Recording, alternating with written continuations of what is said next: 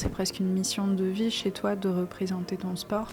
Quand on est sur un terrain, on oublie tout, on est vraiment juste là pour jouer au foot et on se pose plus la question de est-ce que je suis différente ou pas. Donc je pense que sur la détermination, la persévérance, je me suis découvert une force que je ne pensais pas avoir.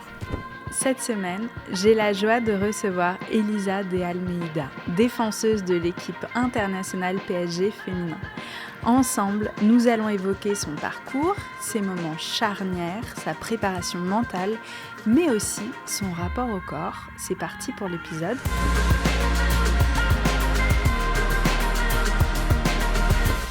Bonjour Elisa. Bonjour. Ça va ? Ça va et vous ? J'ai une première question que j'adore poser. Prépare-toi.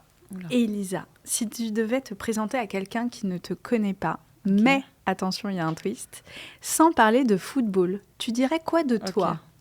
Ah, de moi Déjà, tout d'abord, je m'appelle Elisa de Almeida. J'ai 28 ans. Je suis née le 11 janvier 1998. J'habite dans la région parisienne. C'est bien, on a les bases factuelles. On a les bases. Pour la préfecture. Non, après, dans la vie de tous les jours, je suis quelqu'un de plutôt calme. Sur un terrain, c'est autre chose. Je suis un peu moins calme. Et en trait de caractère, c'est tout. Après, j'aime pas trop parler de moi, donc c'est un peu compliqué, mais je pense qu'on a les bases, là. Attention, je vais te faire parler de toi aujourd'hui dans ce podcast. Justement, on va commencer par les débuts. Raconte-moi, tu as grandi où et surtout à quoi ressemblait ton enfance ? J'ai grandi dans le 91, à Épinay-sur-Orge. Une enfance banale, non, parce que une petite fille qui est passionnée de foot. Donc au début, un peu compliqué pour ma mère de l'accepter. Un peu moins pour mon père parce qu'il est passionné de foot. Et mon grand frère, pareil. Ça a commencé quand, cette passion du foot ? Très jeune. J'ai commencé le foot en club à l'âge de 5 ans. Mais je pense que je jouais déjà un peu au ballon à la maison avant. Mais... Ah ouais, tes premiers souvenirs sont liés au ballon. Ouais, carrément. Je me rappelle assez quand même de mes premiers entraînements avec les garçons en mixité. Mais toute mon enfance, tout dans la cour de récré, c'était foot, tout le temps foot. Je faisais pas mes devoirs, c'était foot. Je sortais tout le temps pour le foot. Je mangeais, je dormais, que du foot. Bon, heureusement, ça t'a très bien réussi. Ouais, carrément. Ton papa était passionné de foot ? Il y avait une notion de transmission ? Je ne sais pas si c'est vraiment venu de lui ou pas. Après, j'ai une famille quand même pas mal dans le foot, que ce soit mon père ou mes oncles, mon grand-père, mon grand frère aussi. Et je sais que c'est aussi un peu comme ça que j'ai commencé parce qu'il faisait du foot et je faisais un peu tout comme lui quand j'étais plus jeune. Donc forcément, j'ai suivi. Après, c'était un peu plus délicat pour ma mère parce que je pense que quand elle avait le père, le frère et la fille qui jouait au foot, elle en avait un peu marre. Mais au final, maintenant, c'est ma première fan. Donc... on va dire que je lui ai rendu la monnaie. Tu connaissais, toi, des athlètes qui en avaient déjà fait leur métier ? Est-ce que c'était pour toi un rêve qui était envisageable de devenir pro ou justement, est-ce que ça te semblait, mais alors pas du tout concevable ? Honnêtement, je crois que j'y pensais pas du tout. Parce que déjà, le foot féminin était quand même beaucoup moins développé et moins médiatisé. Donc c'est vrai que j'avais vraiment aucun exemple sur lequel m'appuyer. Après, forcément, je voyais le football masculin, j'avais Cristiano Ronaldo en idole, donc je savais qu'il y avait un monde pro quelque part, mais forcément plus masculin que féminin. Ça te semblait très loin de toi, de ta vie ? Ah oui, très très loin. Honnêtement, pour moi, c'était plus un loisir que vraiment en faire mon métier. Après, j'ai pris conscience de certaines choses et que ça pouvait être un métier à partir d'un certain âge. Mais quand j'ai commencé, c'était vraiment que du kiff. Et tu voulais faire quoi, petite, tu te rappelles ? Ouais, police scientifique. Ok, c'est spécifique. C'est des séries télévisées qui je crois qu'NCIS, ça va. Ouais, je pense que j'étais un peu trop dans la télé, un peu trop dans NCIS et tout ce qui va avec. Donc, police scientifique, mais ça a totalement changé. Ouais, et pour le meilleur, parce que ton destin est même allé au-delà de ce que tu imaginais petite. Ah oui, carrément.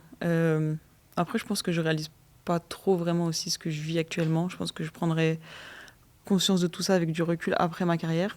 Parce que là, je pense je suis quelqu'un qui vit quand même pas mal l'instant présent. Donc, je veux juste kiffer et après, je verrai tout ce que j'ai fait plus tard.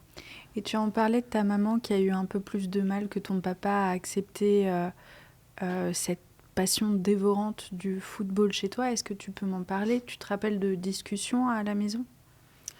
Non, pas forcément de discussion. Après, c'était pas méchant de sa part. Je pense qu'elle en avait aussi marre de laver des affaires de tout le monde tous les jours de la semaine, de m'emmener à des tournois de foot. Il fallait se lever à 6 heures du matin. Je pense que ça a été aussi compliqué pour elle. Après, je pense que aujourd'hui, je peux que la remercier parce que c'est ça aussi qui m'a amenée là où je suis aujourd'hui. Mais ça n'a jamais été vraiment très méchant. Je pense que aussi, elle n'était pas du tout passionnée par ce sport. Donc, je pense qu'elle ne voyait pas l'intérêt. Peut-être qu'aussi, elle avait un peu d'appréhension par le fait que je sois la seule fille dans une équipe de garçons. Donc, est-ce que j'allais être acceptée ou pas ? Je pense qu'il y avait plein de critères qui pouvaient rentrer en jeu. Mais en tout cas, ça n'a jamais été méchant. Elle m'a toujours soutenue. Mais c'est vrai que je sais qu'elle a quand même essayé de me mettre à la danse, mais ça n'a pas marché. C'est fou, ça, d'être la seule fille dans une équipe de mecs à l'époque. J'étais la seule dans le club entier. Dans le club entier. Et tu te dis... Après, moi, j'ai eu la chance d'être acceptée tout de suite. Directement, c'est devenu mes meilleures amies. Mais pour en parler avec d'autres qui ont vécu un peu moins bien à cette époque-là, c'est vrai que c'est compliqué parce que forcément, quand j'allais dans des tournois, on est un peu plus regardé parce qu'on est la seule fille du tournoi. Il y avait carrément même à l'époque des récompenses parce qu'on était les seules filles du tournoi. Ouais.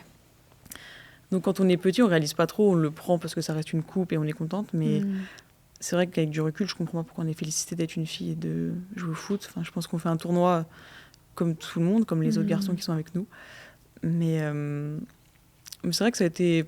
Moi, je le prenais bien parce que j'avais du soutien autour de moi. Mais je pense que pour d'autres, c'est un peu plus compliqué. Après, là, ça s'est ça a bien évolué. Je pense qu'il y a des clubs maintenant qui proposent aussi une section féminine dès le plus jeune âge. Donc, je pense que ça avance bien, même si ça pourrait avancer encore plus vite. Oui, tu trouves qu'il y a encore du travail sur le sujet à faire ? Ouais, je pense on peut toujours mieux faire. Après, je pense qu'on avait quand même pas mal d'avance en France. On a pris un peu de retard ces dernières années, mais nous, actrices principales, on essaye aussi de faire avancer les choses, de parler comme aujourd'hui, d'essayer de sensibiliser aussi les jeunes, de commencer le foot, de ne pas s'arrêter aux stéréotypes. Et c'est à nous aussi d'essayer de faire bouger les choses, mais on ne peut pas faire tout toute seule. Oui, c'est terrible parce que je crois qu'on l'a toutes vécu, une passion qu'on observe chez les garçons et qui a l'air géniale. Et quand on s'approche, on est plus ou moins rejeté par des petites remarques qui ont l'air innocentes comme ça. Moi, je me rappelle à l'époque trouver que le skate, c'était un sport incroyable.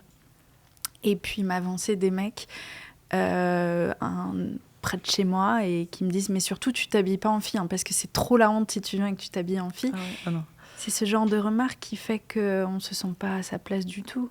Oui, c'est vrai. C'est compliqué. Hein. Après, ça dépend. Je pense qu'il y a une certaine force de caractère, je pense, qui peut se dégager aussi de tout ça. Mais encore une fois, il faut l'avoir à ce jeune âge. C'est compliqué. Donc, après, moi, comme j'ai dit, j'ai eu la chance de fréquenter des gens qui ont été bienveillants avec moi. Donc, ouais, et puis tu l'as dit aussi par ailleurs que ça avait été à l'inverse, pas si évident que ça, de grandir avec l'identité que tu avais et de d'observer les autres petites filles et de te demander, alors qu'il n'y avait rien de problématique chez toi, mais on était à une époque différente où on avait la sensation qu'il y avait un problème, c'est ça. Et ça crée de la tristesse chez toi et de l'incompréhension de se dire mais pourquoi est-ce que je rentre pas dans ce moule dans lequel la société me demande presque de rentrer. Oui, c'est vrai que c'est compliqué parce que déjà, que ce soit au foot ou dans la cour de récré, quand on est la seule fille à jouer au foot, déjà c'est dur. Après, forcément, moi j'étais un peu garçon manqué. À l'époque, c'était quand même pas trop développé. J'avais un style plutôt atypique. Déjà, le terme garçon manqué, maintenant on le questionne parce que c'est vrai. Tu vois. Oui, carrément. Avant, il existait bel et bien. Mais c'est vrai que c'était compliqué parce que je voyais, moi, les réflexions à l'âge que j'avais, je les prenais pas forcément pour moi. Et ça me passait un peu au-dessus. Mais c'était plus pour mes parents, indirectement pour ma famille, où je sentais que ça les touchait un peu. Donc forcément, j'avais un peu un sentiment de culpabilité. Et ça a été longtemps un problème pour moi, je pense, une faiblesse même. Aujourd'hui, c'est devenu une force, donc tant mieux. Mais je pense que ça a été longtemps une faiblesse. Maintenant, ça a un peu évolué. Je vois un peu plus de petites filles dans ce style-là. Donc moi, je suis contente, hein, bien sûr. Mais en tout cas, le message que j'ai toujours et que je ferai toujours passer si j'ai l'occasion, c'est que vraiment, chacun est comme il est. Et si tu as envie de t'habiller comme tu as envie de t'habiller, tu le fais. point final. La vie est tellement courte pour se concentrer sur ce qu'on dit de soi et essayer en permanence de fitter dans une boîte. C'est usant. Oui, et puis de rentrer dans des cases, parce que la société veut qu'on rentre dans des cases. Moi, c'est pas mon délire. Mais ce que je trouve intéressant, justement, c'est que tu as la carrière que tu as parce que tu es sortie de ces cases. Ouais, je pense. Tu vois ? Ouais, je pense. Mais je pense aussi que toutes les critiques que j'ai eues sur ce style, ça m'a renforcée. Et c'est peut-être aussi grâce à ça, entre guillemets, que j'en suis là où j'en suis aujourd'hui, je pense. Et quand tu dis que toi, ça t'atteignait pas, qu'est-ce qui faisait que tu avais cette force en toi et cette confiance, cette estime de toi? Parce que moi, à ta place, je suis désolée, je le dis, j'aurais été hyper atteinte par toutes ces réflexions. Je pense que c'était de l'insouciance. Je pense que je prenais vraiment pas conscience des remarques des gens. Je pense que je me voyais absolument pas différente des autres. Je prêtais pas forcément attention. Je traînais qu'avec des garçons. Donc en fait, pour moi, j'étais entre guillemets normale. Après, je voyais bien que je faisais pas les mêmes activités que les filles. Mais pour moi, c'était juste que j'avais des goûts différents. Donc je le prenais pas forcément personnellement, mais je pense plus que c'était de l'insouciance plutôt que... Ouais. Et après, avec du recul, quand tu prends conscience des réflexions, là, tu te dis, ouais, au final, c'était chaud, mais tu as eu la force de caractère pour surmonter tout ça. Tu te rappelles d'un moment où tu t'es pris une réflexion qui, avec le recul, te fait dire « Attends, mais ça, c'était pas du tout OK, ce qui s'est passé ?» Réflexion, non, pas forcément. Après, qu'on veuille t'obliger à rentrer dans des cases, ouais, je me souviens de certains moments où on m'offrait des habits un peu plus féminins que ce que je portais de base. Et je sentais bien que c'était un message subliminal pour me dire on aimerait bien que tu sois un peu plus féminine. Mais après, des réflexions telles quelles, je m'en souviens pas réellement.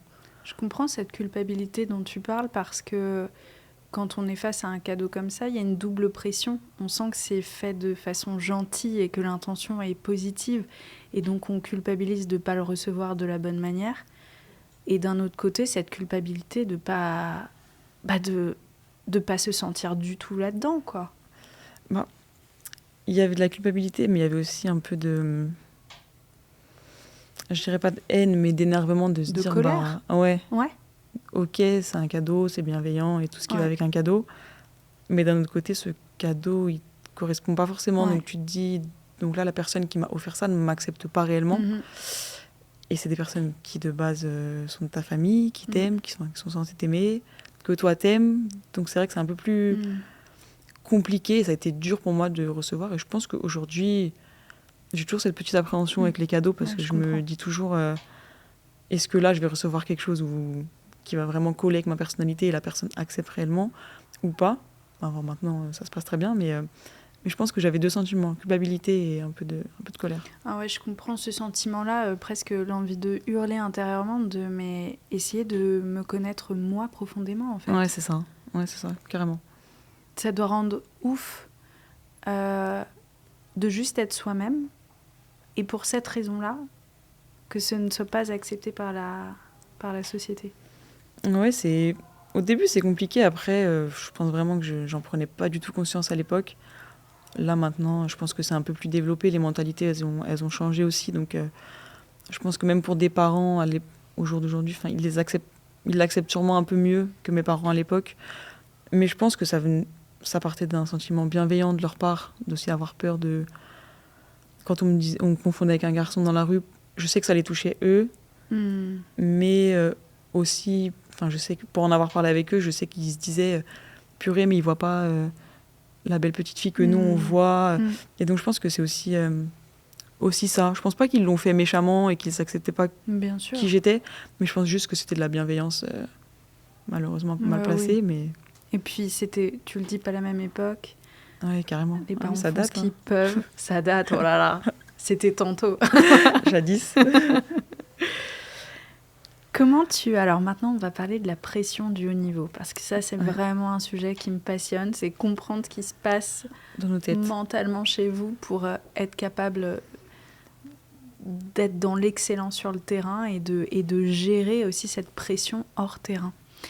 Comment as-tu appris, toi, à gérer la pression du sport de haut niveau ? Est-ce que tu t'es fait accompagner ? Est-ce qu'il y a des conseils marquants qui t'ont fait évoluer ?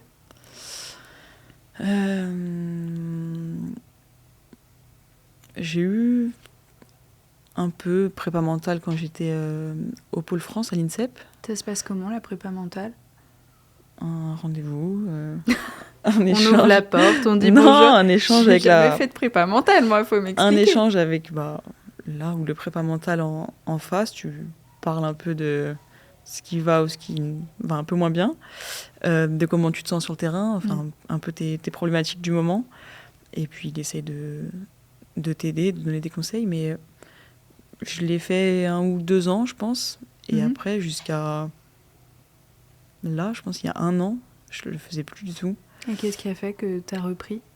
Et parce que je pense que tout sportif de haut niveau doit être accompagné mentalement.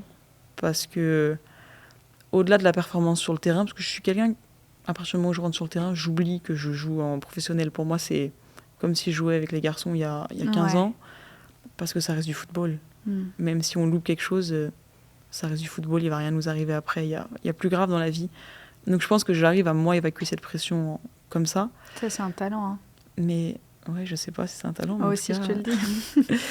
Mais c'est plus pour les à côté, je pense. Tout ce qui est les critiques sur les réseaux sociaux et tout, on a beau dire qu'on ne regarde pas, mais il faut pas. Ça vient à nous, on ne peut pas mentir. Même si on dit que ça ne nous atteint pas, ça nous atteint forcément, on reste des êtres humains. Bien sûr. Et je pense que pour cette partie-là, en tout cas pour moi, j'ai décidé de me faire accompagner. Ouais, c'est important. Et on a toujours l'impression qu'on se fait accompagner quand ça va pas du tout, mais parfois c'est justement pour rester bien dans ses baskets. Ouais, carrément. Moi, j'avais pas forcément de critiques ou ça se passait très bien sur le terrain, mais je pense que je me suis dit, là ça va bien, c'est aussi peut-être le moment de pourquoi pas aller encore mieux ou pourquoi pas que ça continue à aller bien. Et ça t'a appris sur toi en règle générale et pas que sur le terrain, cet Ouais, accompagnement? beaucoup. Beaucoup.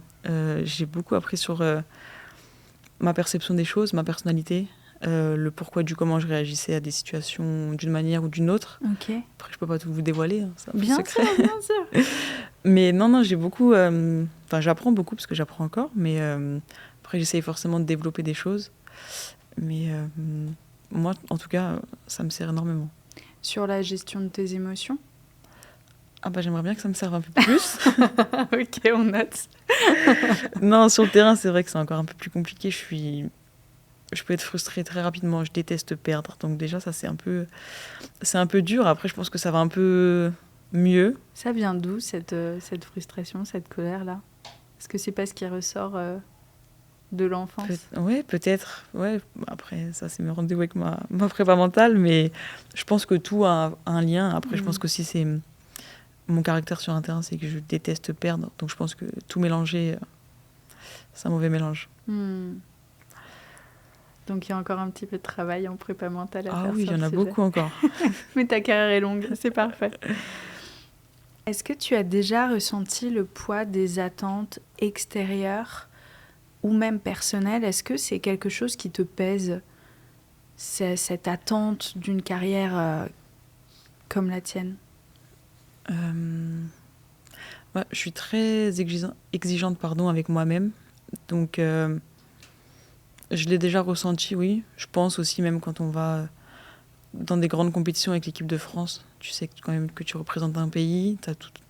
Forcément, les gens, ils veulent que tu gagnes. En plus de ça, nous, on n'a jamais rien gagné. Donc, on sait qu'on est quand même pas mal attendu. Après, je pense qu'il faut aussi se détacher de tout ça parce que, comme je l'ai dit précédemment, ça reste du football. Et je pense que plus on sera détaché de tout ça, et meilleur t'es sur le terrain. Plus on ramènera de titres. Je pense qu'il y a des moments où cette exigeante, elle nous donne confiance en nous, mais comme à l'inverse, elle peut nous faire perdre confiance en nous en 2 secondes. Donc après, je pense que c'est une stabilité à trouver. Ça repart aussi du travail de la prépa mentale. Et ouais, bien sûr. Et de cette gestion de l'anxiété chez toi, c'est un sujet, ça? En vrai, pas forcément. Bon, c'est pas le premier sujet que je traiterai. Je pense que j'en ai bien d'autres à gérer avant. Mais c'est des valises, carrément. Ah, c'est des valises, oui, là. À roulette. Ah ouais, à roulette, hein. Valise en soute, là. Mais non, honnêtement, je travaille pas forcément plus que ça sur ça. Je suis pas quelqu'un de... Ok, t'as droit aussi... Ouais, je suis très chill. Oh, quelle chance. Quelle chance. Je fantasme cette vie-là de l'instant présent parce que moi, je suis soit dans le passé, soit dans le futur en permanence. Non, tu passé, vois. c'est passé. Bah oui, On peut je plus rien le faire. sais. Mais Et dis-le à mon futur, cerveau. bah ouais, futur, on verra, quoi. Je vais m'en faire un t-shirt. Le passé, c'est le passé. Le futur, on verra. Bah oui, carrément. Le futur, bah, tu peux pas... Ça n'a rien d'y penser, ça va rien changer. Et si je te dis alors, qu'est-ce que c'est le côté pression le plus difficile au quotidien? Tu me dis, j'ai pas de pression? Non. Si, bah, je dirais rendre fier ses proches quand même. Ouais, je pense que c'est le plus difficile. Mais c'est pas nous. Parce que tu sais que quoi que tu fasses, tu les rends fiers quand même, parce qu'ils t'aiment. Mais toi, tu te mets quand même cette pression-là de vouloir vraiment bien faire pour eux. Oui, on sent qu'il y a déjà que tu es très proche de ta famille et puis qu'il y a un côté très... c'est presque comme une manière de les remercier d'avoir cru en toi et de t'avoir laissé être qui tu voulais être. Ouais, et puis aussi tous les sacrifices, je pense qu'ils ont fait pour moi quand j'étais plus jeune, par rapport au foot. Et c'est vrai qu'ils ont toujours cru en moi, c'est toujours eux qui ont été derrière moi dans n'importe quel moment. Donc ouais, je pense que c'est aussi une manière pour moi de les remercier, parce que c'est vrai que j'ai du mal à le dire oralement, enfin à eux en tout cas j'ai du mal.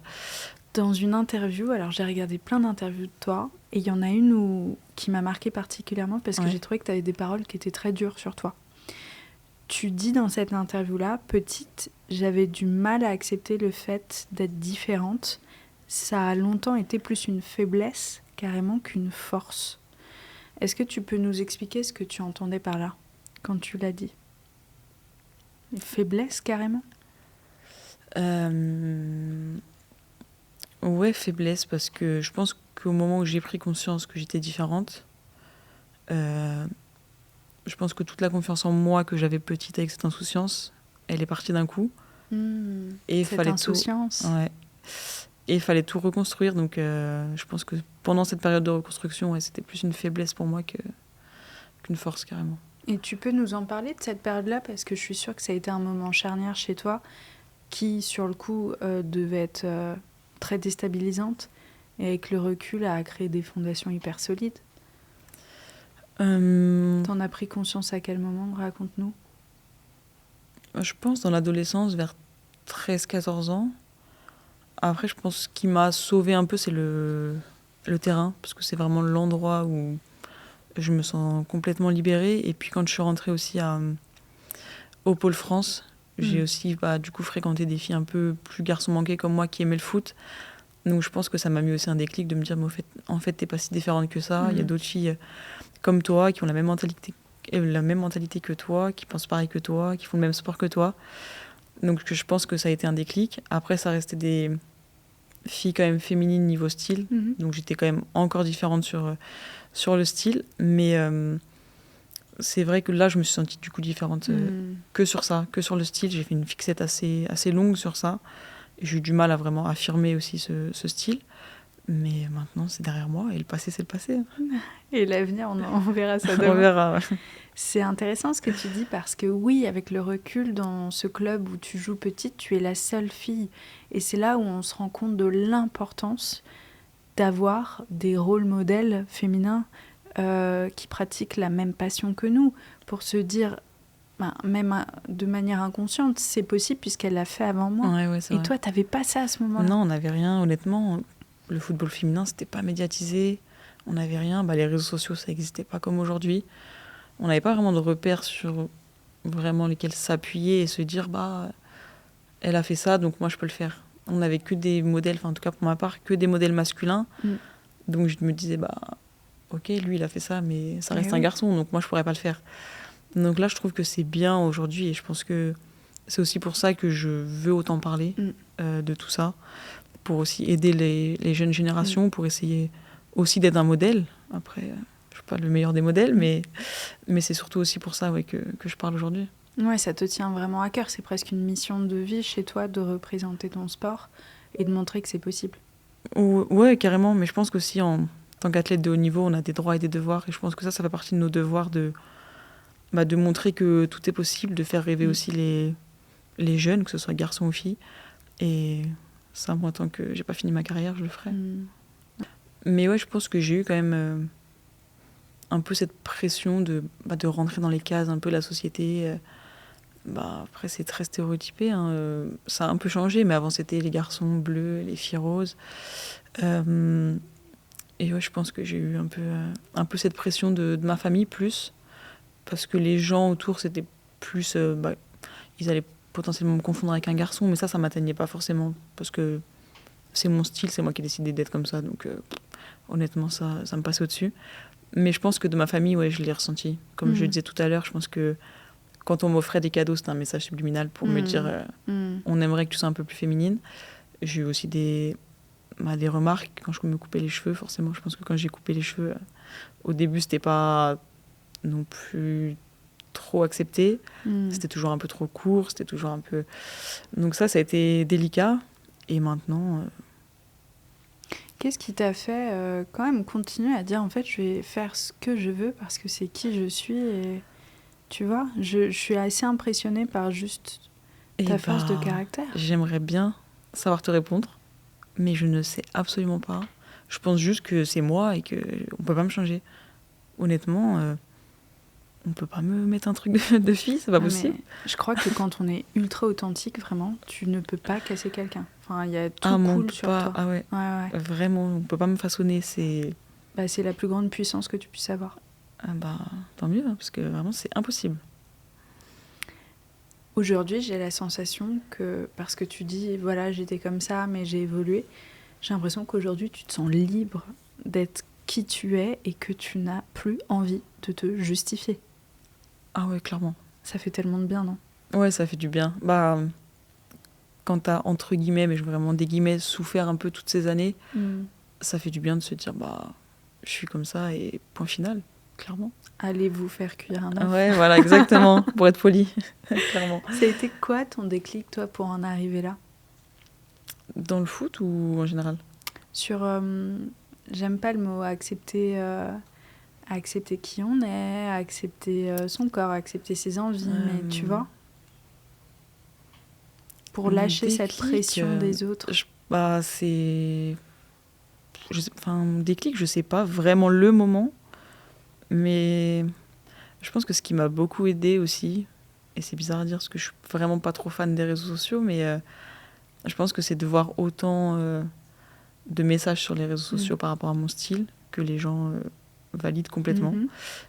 Et je pense que inconsciemment, ça m'a aussi dit t'es accepté comme ça et c'est ok. Et je pense que même aujourd'hui, c'est comme ça que les gens arrivent à me reconnaître parce que j'ai ce style atypique là, parce que des fois sur des matchs, je suis la seule avec les cheveux courts, donc évidemment, c'est plus simple de me reconnaître.